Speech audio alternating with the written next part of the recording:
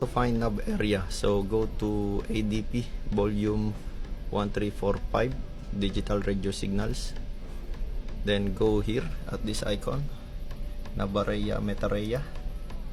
Then if you can see, all this one has nav area, so just click right click, then go nav area safety net. Then so this one is nav area 7, so this is the coverage of nav area 7. You see, that's the coverage.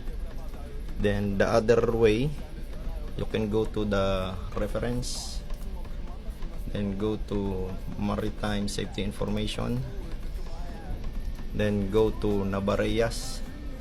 Then this one you can copy or print for your reference, and the other one you can go to Windows, then list of nav area, and after that one you can see like this one.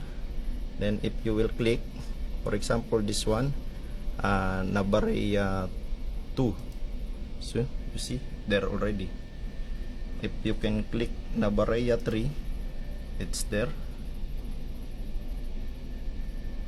So that's the way how to find the nav area in this ADP. So that's it. Thank you.